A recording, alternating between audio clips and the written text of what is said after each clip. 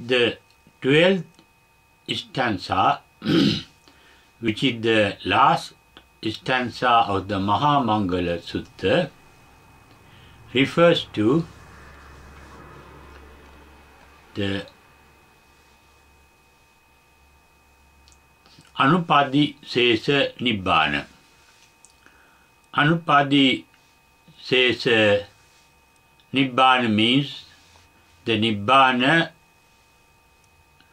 where there is no physical form or physical body. This is after the passing away of the physical body. While and the previous stanza, the 11th stanza, refers to supra-mundane Nibbana. That means the Nibbana while the physical body is existing. In that Nibbana, the Supreme Bliss called Mahamangala is confined to the mind, the mental bliss, because until the final passing away into the Anupadisesa Nibbana, the body remains. Body remains means the natural suffering of the body remains. The body decays. The body suffers the old age and its weaknesses. And also the diseases. And finally the death.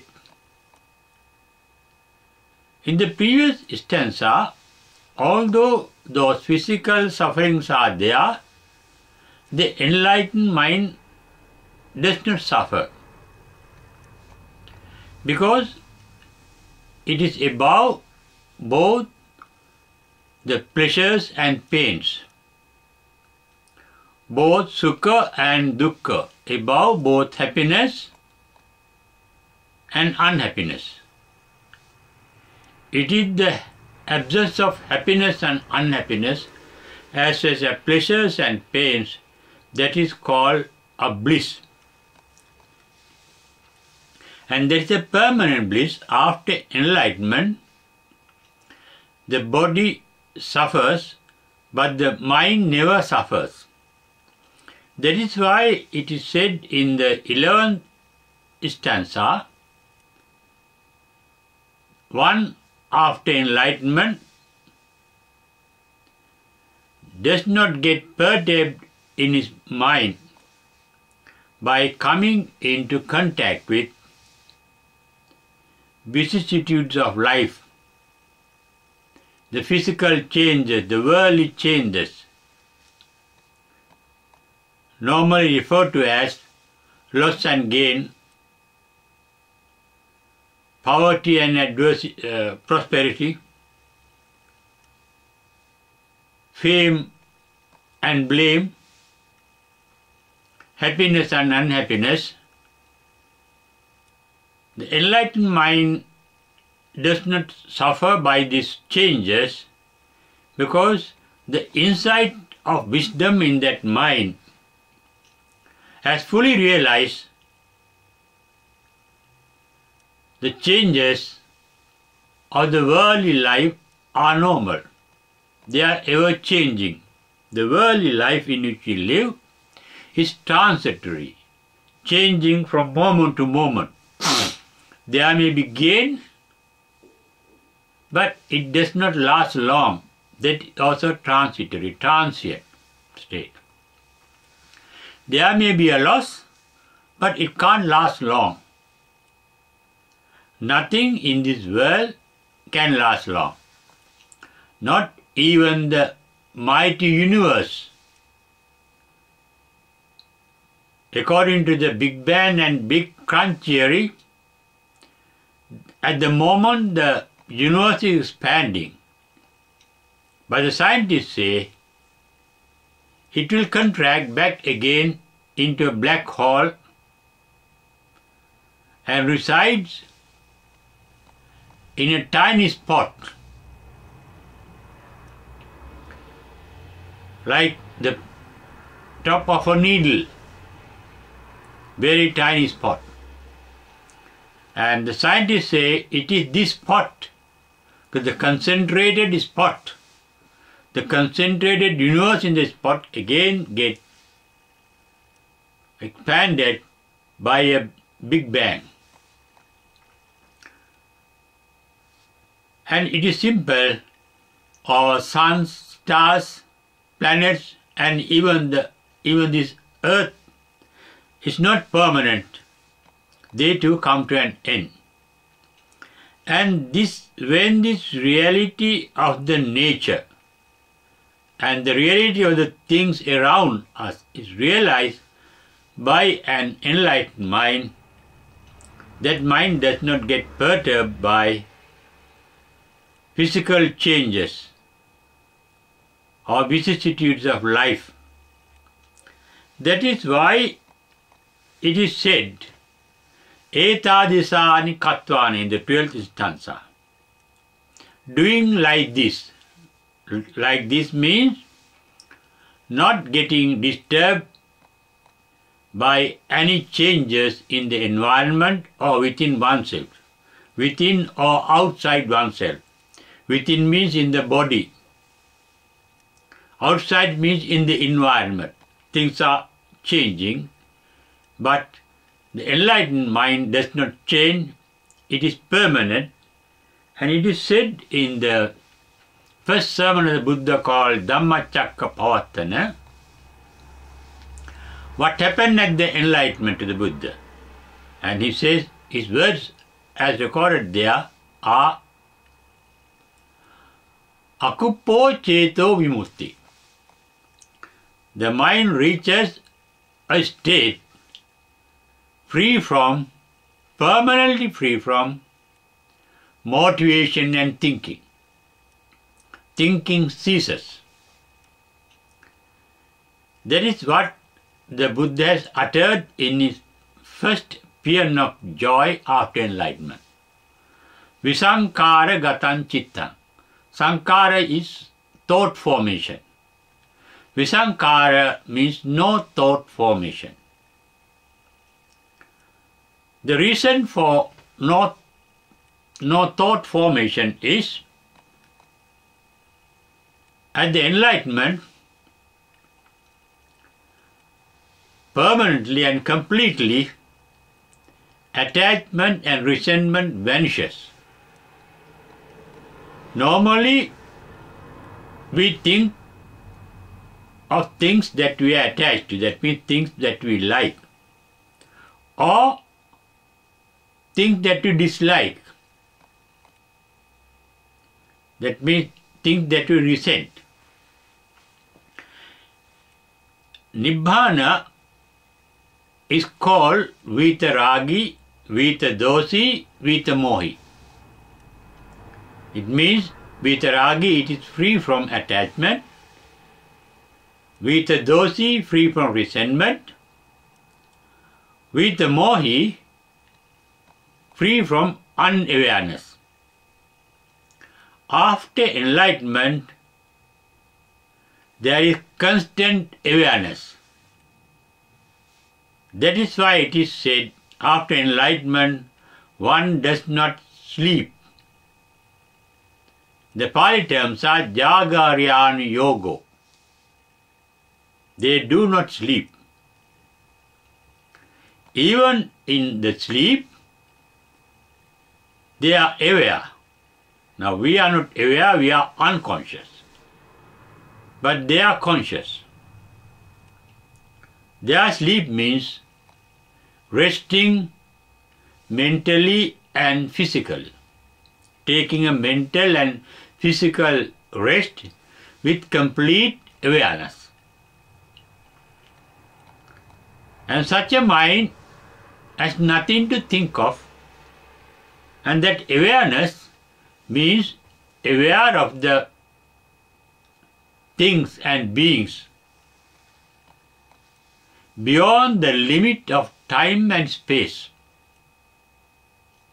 A Buddha can see things that happened billions and billions and billions of years ago, or that is going to happen billions and billions of years in the future, after the present moment.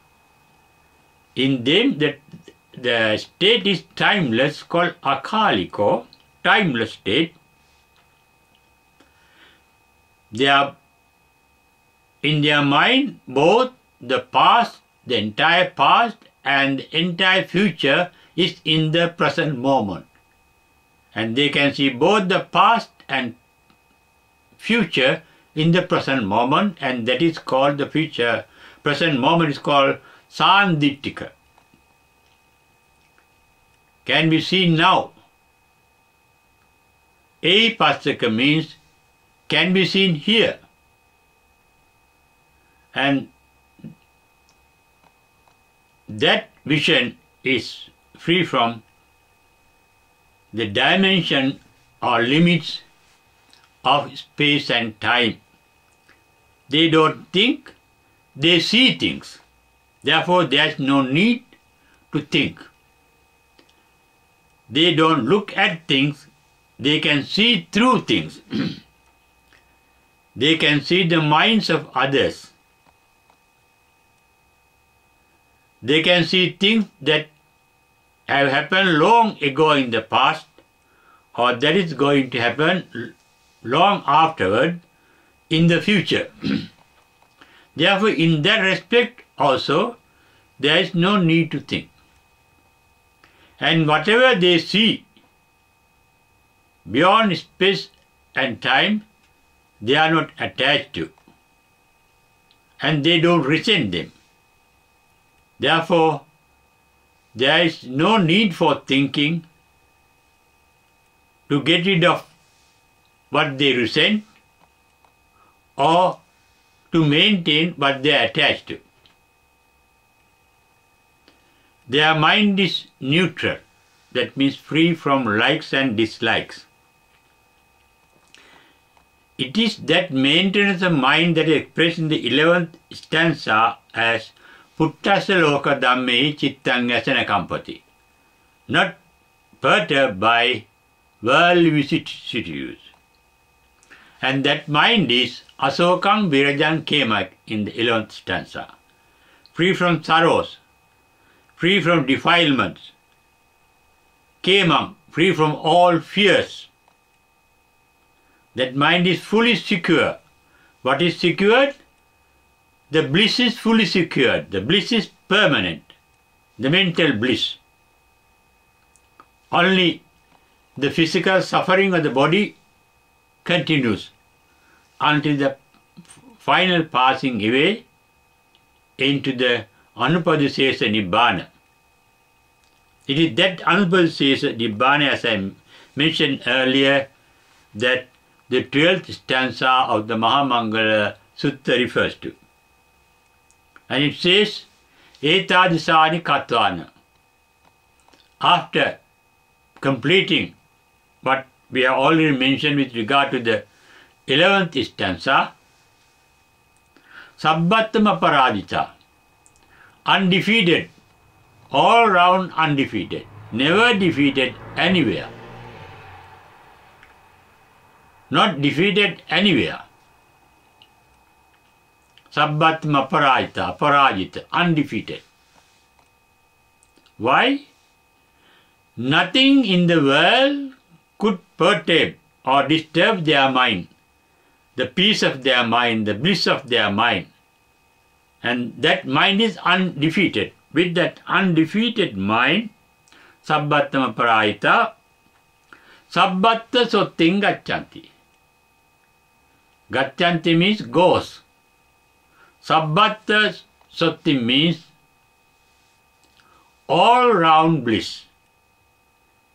Here, all-round bliss means the previous stanza dealing with sopadisesa nibbana refers to the bliss of the enlightened mind, not the body. But in the anupadasisa Nibbana, there is no body to undergo physical suffering. Therefore, it is the all-round complete bliss. Sabbatta sottin gacchanti. And that is the highest bliss called Maha Mangala. Maha means great, superb. Mangala means here the bliss, the blessing, the highest blessing. That is why it is said in the Dhammapada, Nibbanam Paramam Sukham. Nibbana is the highest bliss.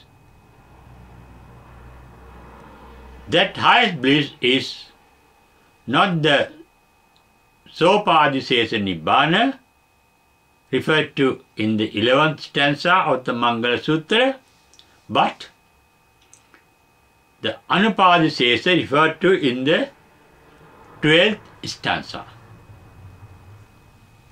That means dying for the good. No death thereafter. After the final passing of an enlightened one, there is no death because there is no birth. There can be death, only there can be a birth. There is no rebirth after enlightenment. That is the final death. Parinirvana is all-round death. Nibbana here means passing away. And the final passing away is called Parinirvana. It is the all-round death. Death forever, death for the good, eternal, going into the eternity. Even in our unenlightened state, in our day-to-day life, we can die for so many things from moment to moment. We can die mentally. Dying mentally means getting detached. That means giving up. At our death, we have to give up everything or every being that we are attached to. We have to leave our parents, grandparents, brothers and sisters, wives, daughters and sons, friends, and even enemies. Whatever that we have associated in our life, we have to give up for good at the death. And to give up everything at the death in a wise way, with a blessing in us, we can train ourselves in our day-to-day living. Die for everything that we get attached to, that we are living at every moment. That does not mean to give up everything. We can enjoy our life. We can eat and enjoy our food. We can drink whatever good for the body, enjoy it. We can enjoy the outward scenery, the beauty in life, the beauty in the universe, the beauty in the nature. We can enjoy, but wisely. When the factor of wisdom is there, we are constantly aware. Whatever that enjoy at any moment, we have to give up at our death. And it can come at any moment. Therefore, if we can enjoy our living without getting attached to it, make use of our life make use of our world, our environment, our universe, and have a delightful mind without expecting anything to continue permanently. Impermanency is the basic nature of the universe and every item in it. That is why the Buddha, in both the Mangla Sutta, the Mangla referred to in the 11th stanza, Puttasa Loka Dhamme. There is Patama Mangla Sutta uttered by the Buddha and Dutiya Loka Dhamma uttered by the Buddha. In these suttas, in these discourses, Buddha say, the enlightened one, maybe after enlightenment or maybe before enlightenment, the wise one, they are always aware when a gain comes, when you gain something, that it cannot last long. It is transient. It is changing. Everything in this world is subjected to birth, decay and death. So is our loss. They are not permanent. So is poverty or prosperity. Fame or praise or blame. Pleasure or pain. That means enlightened mankind look at things objectively. Objectively means as they are. Even the Buddha and even all the great disciples, most of the great disciples, suffered sickness. Buddha had a headache throughout his life that he could not cure. Buddha had a backache throughout his life that he could not cure. He experienced the pain of the headache or the backache. But he was not worried about it, because those pains too, they come and they go. They pass away. Whatever good or whatever bad that we face cannot be permanent throughout our life. They come and they go. Like clouds, they can pass away. When we know the reality of our life, the life cannot be a source of mental pain and suffering. It can be a source of bliss. Bliss means free from both happiness and unhappiness, free from both pain and pleasure. Pleasure means what we desire, what we like. Pain means what we dislike. The enlightened mind is neutral. They can accept pain and pleasure as they are equally, with equanimity, impartially. They can treat both pain and pleasure alike. Both pain and pleasure are conditional. Whatever that is conditional called sankata, has to change. Whatever that is born has to die. Whatever that appears has to disappear. But Nibbana that you are referring to in both the 11th and the 12th stanza of the Mangla Sutta is said to be not born. It means ajata, not born. It does not occur or happens, abhuta. It can be formed. No formation is possible of nirvana. That's called asankata. Akata, it can be done because that is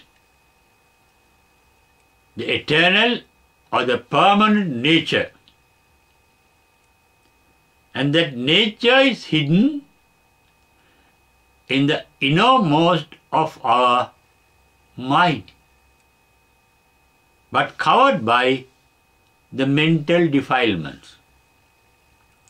The path to enlightenment is cleansing of mental defilements. And that was the advice the Buddha gave to his disciple for 20 years after his enlightenment. Sachitta pariyo dapanam etam buddhan sasana. It means the advice of all Buddhas is to cleanse one's own mind. And in the Dhammapada, Buddha said, it has to be done little by little from moment to moment. Toka tokam, kani kani. Toka tokam means little by little, bit by bit. Kani kani means from moment to moment. Although I say we can remove it, for removal there must be the ego, the desire. It is not really removal by any motivation or by any desire. It happens selflessly. That is why Reverend Buddha Ghosa in Visuddhimagga said, Magga matti gamiko noviddati. There is a path to nirvana, but there is nobody traveling in that. Nobody seems to be traveling in that path because we start the real path to Nibbana after being a Sotapanna, stream winner, where the concept of ego get extinct. Sakkaya Ditti get extinct. The idea of self get extinct. Thereafter things happen automatically and naturally. That is why it is said in the Ratana Sutta, Chachabi Tanani Abhagbo Katum. All our 6 organs, the outer 5 sense organs and the inner sense organ called our mind, they do nothing but things happen. How things happen? It is the insight of wisdom that lead to the cessation of mental defilements.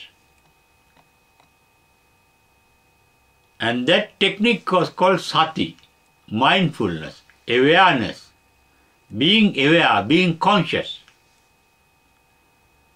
When we are conscious, the instinctive wisdom gets activated. When we are silent, to be conscious, we should be there without thinking. Free from thinking, just being sensitive. Sensation is an activity of the mind. Thinking is another activity of the mind. The thinking mind is very busy. The sensitive mind, mind with sensation, is calm. And in that calmness, whenever mental defilements get cropped up from the subconsciousness, the awareness with insight of wisdom knows that it is not good. That is why it is said in the Chittanupassana of the Mahasatipatthana Sutta, when an attachment crops up in the mind, you are not going to remove it according to the system of Buddhist meditation. You just become aware with wisdom. Saragam va chittang saragam pajanati. Pajanati means not knowing, but knowing with wisdom. Janati is to know. Pajanati is to know by wisdom. When the wisdom, the intuitive wisdom, we know through our knowledge. Wisdom is beyond knowledge. We don't label them as good or bad. But when the attachment called saraga crops up in the mind, the intuitive mind is aware. It is a mental defilement. Then what happens? The mental defilement cannot get activated into thinking, into words, or into deeds. And when they crop up, the attachment, as I said earlier, nothing in this world can last forever. They are impermanent. Thought comes and thought have. They can't last long. They have to vanish. Saragam va chittang sara. Chitta means a thought, not thinking. Thinking means creating more and more thoughts over it. But here freedom from thought, free from thinking. When the thought of attachment comes in, the mind becomes aware of it, and the mind does not use it in thinking or in thoughts, words and deeds, then it vanishes. They appear to disappear. Then the mind becomes aware that mind is free from attachment. Vitaragam va chittang, vitaragam chittanti pajanati. And that blissful, disattached mind also cannot last long. It also has to vanish. When it vanishes, the mind that has been enjoying the bliss of non-attachment get a bit hurt, dislike it. And that disliking is called sadosa chitta, resent it. Then becomes aware there is resentment. The thought is a resentful thought. Like that, when we practice the Buddhist meditation or called satipatthana or mindfulness, our intuitive wisdom tells us what is good and what is bad. The first step in the eightfold path towards Nibbana starts with Sammaditthi. In the Sammaditthi Sutta, Reverend Sariputta explained Sammaditthi as knowing what is good and knowing what is bad. Here it means knowing what is wholesome and what is unwholesome, and also the root of wholesomeness and the root of unwholesomeness. That awareness is safely sufficient for not using what is unwholesome.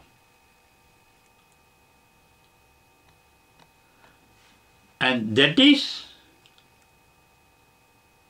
the Buddhist attitude to life. When you have a wise attitude to life, Uttasya loka dhamme chittang nakambasi, that is also pajanati. Pajanati means know through wisdom there is a gain, it is not permanent, it can vanish, it appears and it can vanish. There is a loss, it appears and it can vanish. Impermanency. That is called anicchata. Buddha referred to three aspects of the nature and every item in the nature. They are in Pali terms anicca, dukkha, anatta. And Buddha explained these three aspects as these three features as the aspect of the same phenomenon.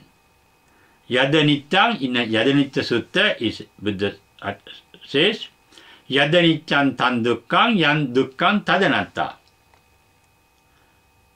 Dukkha, the anicchata itself is the dukkhata and dukkhata itself is the anattata. Anicca means dynamic, creative. Every item in this universe, in the universe itself, were creative, full of life, dynamic. Dynamic means creative means that dynamism is referred to in science as energy. Energy is not a thing but a creativity, a dynamism. And whatever creative, whatever dynamic is changing. And in science, referred to it as transformation of energy. Buddha referred to it as dukkha, dukkhata.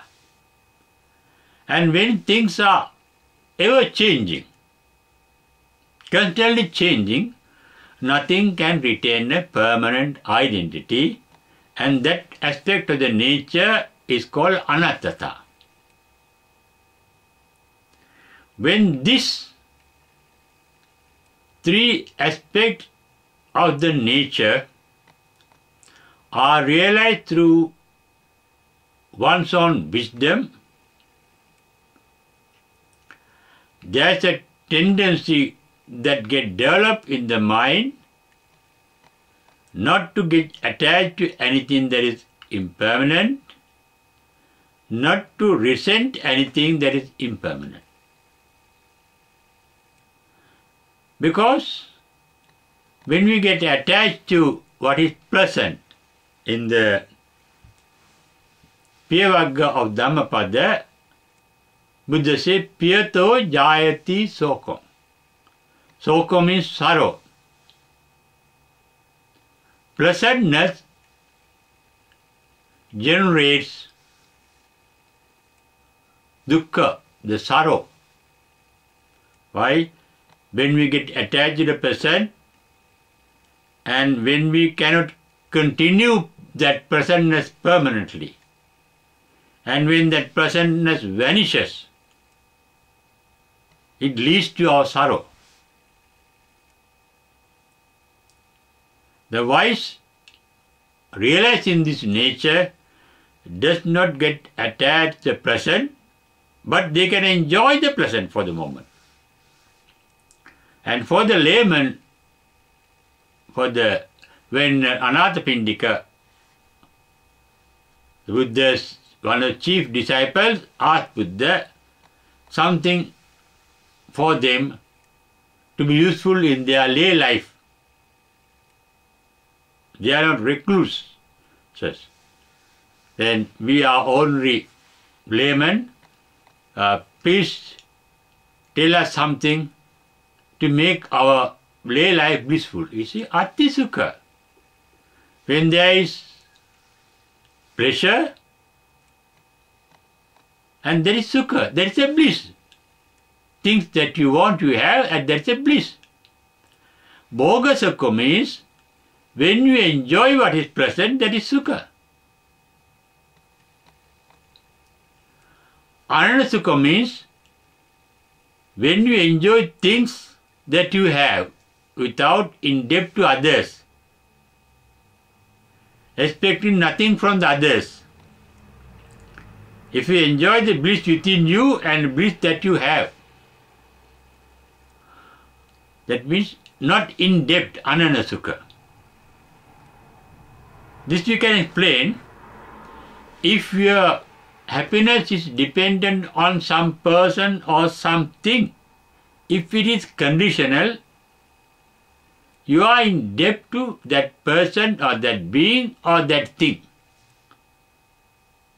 Because without them or without those things, you feel that you cannot be happy. But if you can enjoy yourself, if you can face yourself and enjoy yourself, and that itself is ananda sukha, not in debt. Anavajja sukha means enjoy the joy of life in a blameless manner, without being harmful to oneself and to others. You can enjoy your food within the limits that is not harmful to you. You can enjoy food that is not harmful to you. You can do things that is not harmful to you as well as not harmful to others. And that itself is a bliss, and that is called anavajja sukha. We have referred to these things in this discussion, in this talk, because we are dealing with Mahamangala. Mangala means bliss. Mahamangala means the greatest bliss. And this sutta, this discourse of Buddha, gives step-by-step process to achieve that bliss. And in our ordinary life, we can experience bliss by being wise, instinctively wise in our day-to-day life, by being good to oneself and by being good to others. Being good to oneself means not abusing your health, both mental and physical. Earn and work, but not excessively. Rest or sleep and enjoy, but not excessively. Using everything in their proper limit in life is a bliss itself, and arahants or enlightened are said to be Bhojanammi Mattanyo. They know the limit of enjoyment. Bhojanam means you can use your eye, ear, nose, mouth, taste, the body, and enjoy pleasures within their limit. And that is the middle way, without going to extremes, without making the body and mind extremely painful or extremely indulgent in pleasure seeking. Be in the middle position. Therefore, we too can proceed towards this Mahamangala called Nibbana while enjoying life without getting attached to it. When there is no attachment to life or to this world, we have no energy to remain in this world anymore. To live in this world, we need a body.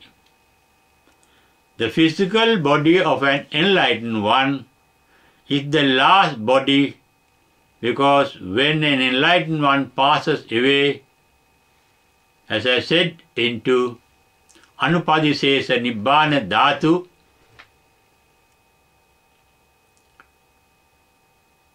he is never reborn again in another physical body. That is why it is said in the Parinirvana Sutra, Nai dhatu gabba seyam punaretiti. Gabba means the womb. They don't get a rebirth connection in another womb for another body.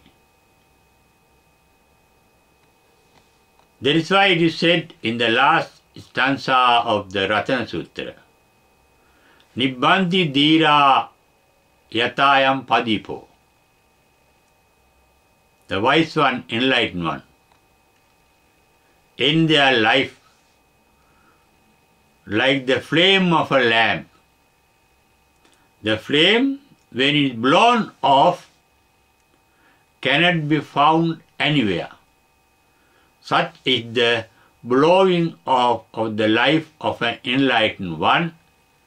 It is that blowing off that is referred to in this 12th stanza of the Mangla Sutta that we have been dealing with so far. Before coming to that level of being blown off completely, the burning, we can reduce the burning little by little. Pain is burn in the mind. Nibbana or Nirvana in Sinhala means extinguishing that burning. The pain is a burning sensation.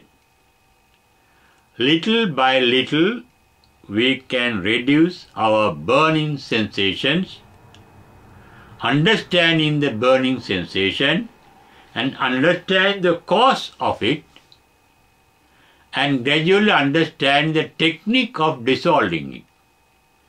Then, ultimately, the entire mind will be free of all pains as in an enlightened one.